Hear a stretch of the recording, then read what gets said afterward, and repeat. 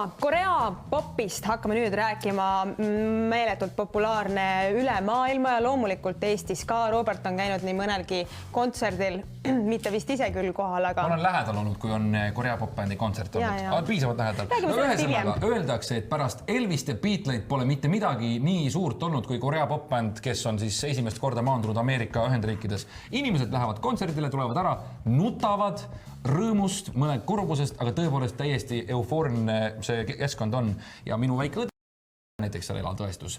Aga kui te ei tea absoluutselt, mis on K-pop, K-pop või siis Korea pop, siis meil on stuudios tantsijad, kes näitavad natuke selle ilmestamiseks asja ette.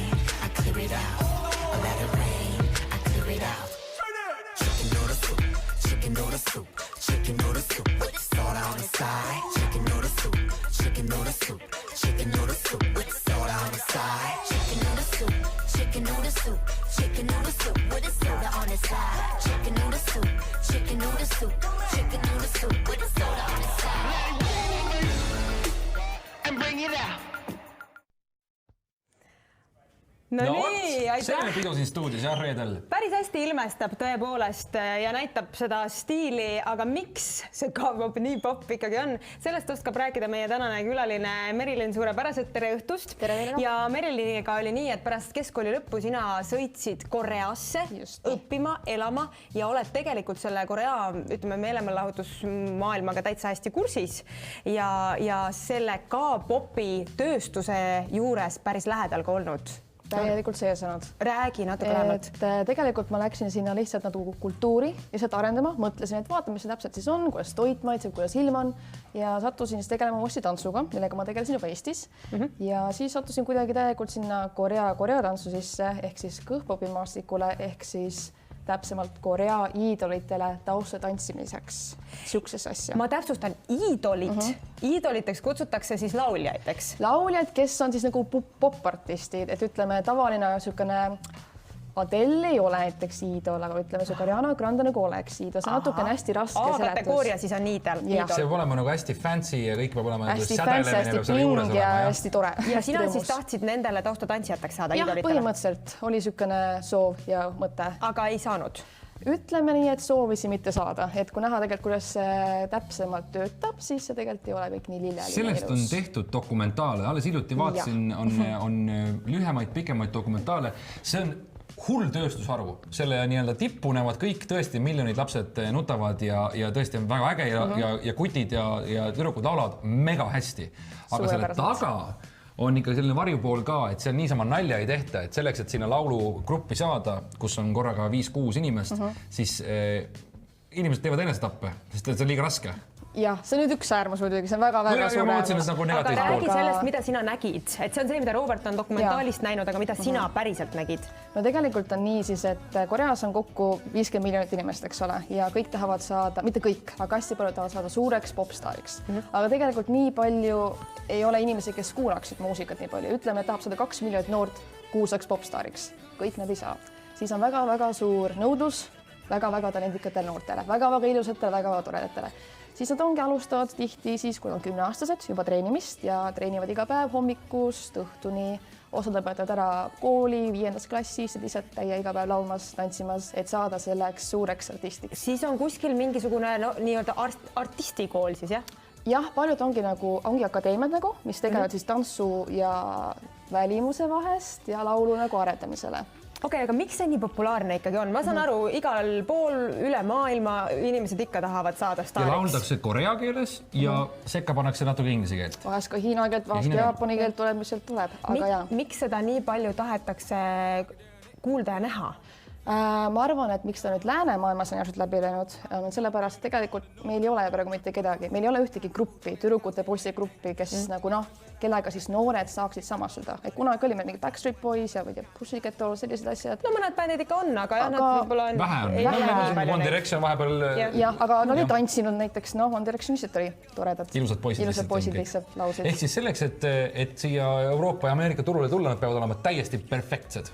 Et ei lasta pool produkti välja, et et poisid õpivad, nad arenevad. Ameerikas on selline toores poiss ja kõigi ees areneb siin Eestiski, aga seal tuleb täiuslik välja. No ma arvan, kuna ongi nii palju inimesi, kes tahavad ühe koha peale saada, siis juba tulebki nii suur talent välja, et tulebki sul täielikult tantsu, laulu, välimusega superinimene ja miks siis noortele see ei peaks meeldima. Nüüd ma ei eksi, ma eeldan, kui ma ütlen, et kõige suurem nimi praegu K-popis on BTS, ehk siis Eesti tähed B, T ja S. BTS, see on siis grupp, kes eelmisel aastal andis välja 2 plaati. Kõige müüdumad plaadid maailmas. See ei ole niisama, et mehed tulid, tegid natuke bändi, vaid kõige müüdumad. Ajakiri Time valis nad 25 kõige mõjukama hulka möödunud aastal. Ja see on täielik sensatsioon. Ma ütlen ära, mis on minu seos BTS-iga. Minu väike õde on BTS-i suur fänn. Tervitused talle, õpib korea keelt ja kõik koos fännevad. Aga ja seda, mis sul käes on, tean ma ka. Kohe seletan, eks ole. Mina käisin 2 kontserdil, ütleme siis lähedal. Ei käinud päris kontserdil sees, ma olin kontserdi kõrval, areeni kõrval. Teised nautisid kontserdi, ma kuulsin ka, mis seal siis tehti. Kontsert kestis mitu tundi. Oli nagu lahe rahvas Kaardios ja Möörgas ja kui nüüd siis rahvas 50 000 inimestel Pariisis areeni kõrvalt olümpiastaadionilt ära tulid, siis inimesed nutsid nii kõvasti, et nad olid nii kurvad, ma ei taha mitte kuhugi minna, ma tahaks siin edasi olla. Ja see näitaski, et see on nagu ikka nii suur asi, mitte niisama tilulilu. Ja see on nagu, aga tegelikult see on olnud ju läbi aegade, popkultuuriga tuleb ka selle hullumeelne fännlus. Endale meeldis see muusika, kui olid kuulamas? Kuidas palun? Kas meeldis see muusika? Ta oli selline täitsa rütmikas popmuusika. Popmuusika. Et jah, et mõtlengi, kuna neid gruppe ei ole meil Läänemas palju, siis järsult on tulnud väga paljud suured koreogrupid ja noortele meeldib. Sina ütlesid, et sa jäid välja, sa otsustasid välja jääda, aga tegelikult sul oli ka nii, et sul oli juba vanust mingil hetkel liiga palju, et sa ei oleks saanud. Kas see vastab tõele, et 25-aastaselt sa oled põhimõtteliselt välja heidetud ja pensionär juba kogu selle K-popi mõistes, jah? No tegelikult minule, kui ma 22 olin, ma olin juba liiga vana selle jaoks, aga jah, alustamiseks on tegelikult nii natuke aeda muutumas, aga kunagi oli nii, et alates 23-24 oled juba liiga vana, et alustada siis popmuusika karjääri. Jah, mingi R&B ja muud sellised asjad on võimalik, aga ütleme popmuusikas on väga raske läbi lüüa. See peab olema noor ja niisugune youthful, ja peab noorte peale minema. See, et sa ikkagi, ma näen, et ise oled ka stilistiliselt võtnud ikkagi mingit suunda, et juuksed on sul pigem lühemapoolsed, nendel tüdrukutel kõikidel olid ka ikkagi pigem lühikesed juuksed. See käib asja juurde, jah? See käib võib-olla natuke ka tantsu juurde, et tantsid on kergem, kui neid asju on vähem, aga tegelikult... Mis sa räägid, ei käi! Ei, tegelikult ma arvan, et nad on väga palju andnud niisugust võimalust kunstiliselt ja siirselt ennast nagu vabastada ja arendada.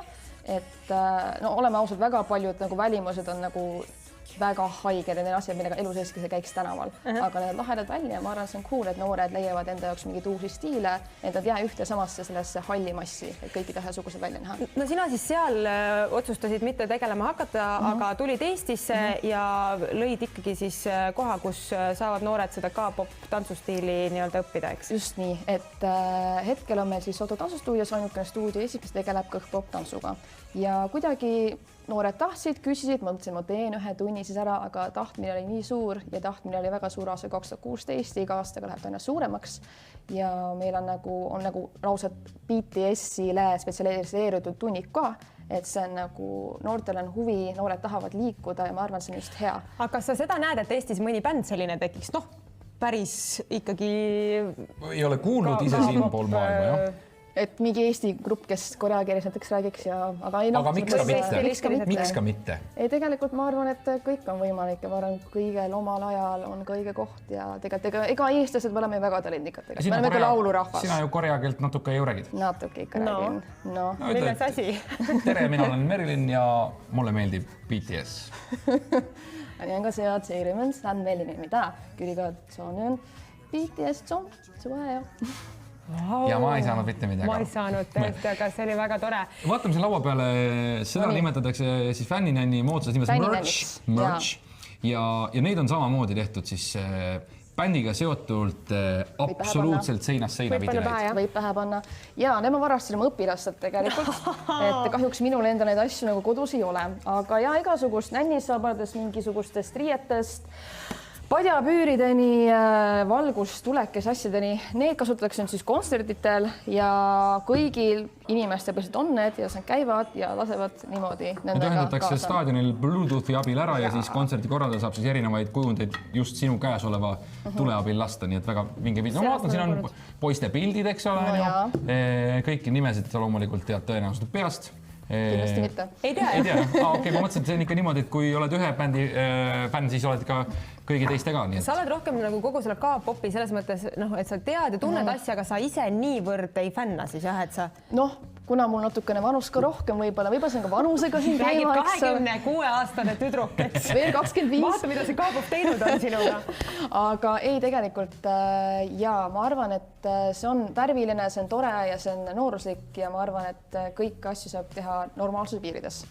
Ja ma arvan, et see on normaalses piirides, see on nali. No igatahes edu, ühesõnaga on meil siis uus tantsustiil, mis enam ei olegi nii väga uus, aga tõesti Eesti inimene, kui ta ei tea vähe, mis on K-pop, siis ta ei tea ka, mis on veel see K-popi tantsustiil. Nii et Piret, jätame siis selle kena poisi sulle siia joogiklaasi juurde natukeseks puhkama. Ja selle mõmmiku mulle kätte kiisu ja siis olen ka praegu täitsa teemas. Aitäh, Merilin, tulemast ja natuke rääkimast, mis selle kõige taga on. Aga meie liigume siit nüüd edasi. Hetkel vaatame üle, missugune on oksjoni seis.